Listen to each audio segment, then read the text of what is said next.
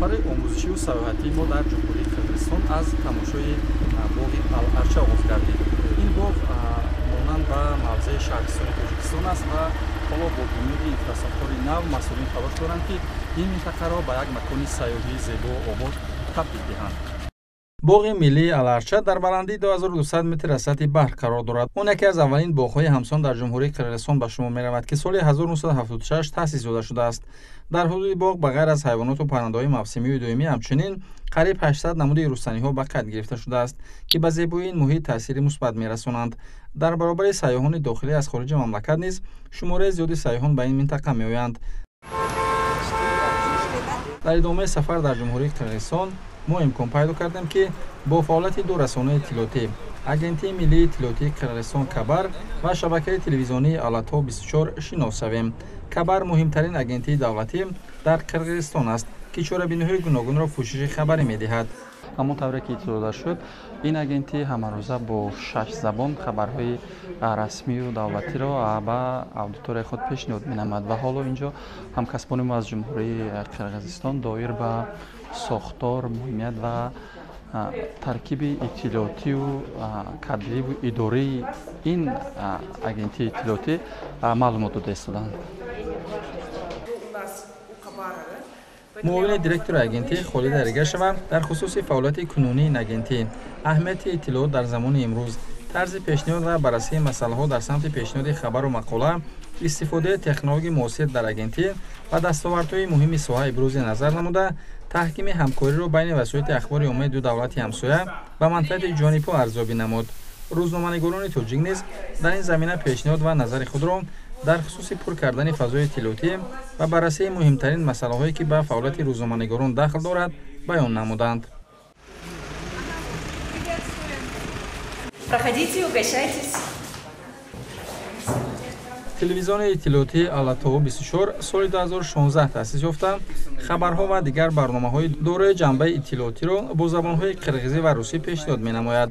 дар ҷараёни суҳбат бо масъулин ва хабарнигорони ин шабакаи иттилоотӣ ва боздид аз студияҳои пахши барномаҳои хабарӣ маълум гардид ки рӯзноманигорони қирғиз низ талош бар он доранд ки дар замоне ки технологияи муосир ва сомонаҳои иҷтимоӣ дар ҷомеа мавқеъ назаррас доранд, аз ин воситаҳо самаранок истифода баранд ва доираи бинандаҳои худро дар дохил ва хориҷи мамлакат боз ҳам бештар намоянд.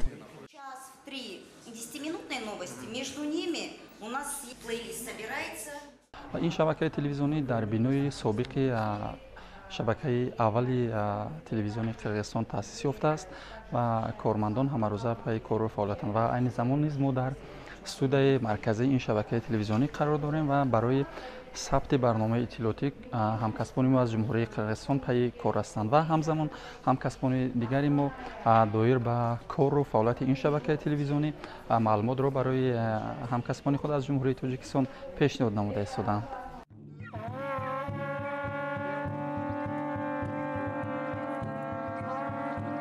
сайёҳат ба мавзеъҳои гуногун қисмати дигари барномаи сафар буд. инҷо дараи Қирчин, як мавзеъи зебоии Қирғизистон аст. мо шоҳиди баргузории мусобиқаҳои гуногун гардидем. дар ин мавзеъ барои баргузории чунин мусобиқаҳо имкон мусоид буда, инфраструктураи зарурӣ дар он муҳайё шудааст. уқоб ва асп дар фарҳанги мардуми қирғиз мақоми хоса доштааст ва ҳамзамон бо иштироки уқоб ва асп намудҳои гуногуни бозиҳои варзиширо роҳандозӣ намуданд ки дар маҷмӯъ онро варзиши этнографӣ ном мебаранд ва имрӯз низ барои мо намунаи гуногуни ин намуди варзишро намоиш доданд ки бисёр зебо ва барои ҳамаи ҳамроҳони мо писанд омад.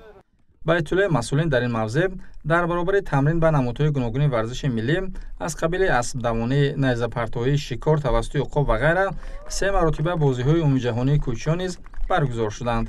ба ин мавзеъ дар ҳама мавсим сайёҳони дохилию хориҷӣ омада, дар баробари анҷомёбии барномаҳои рангини фарҳангию варзишии этнографӣ, ҳамчунин дар хонаҳои қадимии мардуми қирғиз оилавӣ иқомат мекунанд ва ба фарзандони худ дар бораи таъриху фарҳанги гузаштагон қисса мекунанд. Здравствуйте, уважаемые гости! Добро пожаловать в культурный центр Рухордо. Маркази фарҳангии Рухордо ба номи нависандаи халқии Қирғизистон Чингиз Аҳматов макони асосии таърихию фарҳангӣ дар шаҳри чолпоната мебошад. дар баробари фарогирии маълумоти муҳими таърихии давраҳои гуногуни миллати қирғиз ва фарзандони фарзонаи ин миллат ки ба хотири пешрафту шукуфоии он талош намуданд, як гӯшаи ин маркази фарҳанг ки дар фазои боз ташкил карда шудааст, ба фаъолияти сермаҳсул ва асарҳои мондагори нависандаи халқии Қирғизистон Чингиз Айтматов бахшида шудааст. он дар як паҳлӯи марвориди Осиёи марказӣ Исихкул ҷой гирифтааст. чорабиниҳои зиёди адабию фарҳангӣ баргузор мегарданд ва ба хотири ҷалби бештари сайёҳон экскурсияҳои омӯзишии иттилоотӣ амалӣ карда мешаванд. Главный герой всего эпоса. Манас описывается как двухметровый мужчина весом больше 100 килограмм. яке аз мавзеъҳои зебо на танҳо дар ҳудуди Қирғизистон, балки Осиёи марказӣ ин Исихкул мебошад. рӯзноманигони тоҷик имкон пайдо намуданд ки бо истифода аз сафинаи замонавӣ дар обҳои пурмавҷи Исихкул сайру сайёҳат намуда, ин мӯъҷизаи табиати афсонкорро аз наздик бубинанд. мас тавассути имкониятҳои ҳамин сафар мо имкон пайдо намудем ки бо марвориди Қирғизистон ё ҳамон Исихкули машҳур ошноӣ пайдо намоем.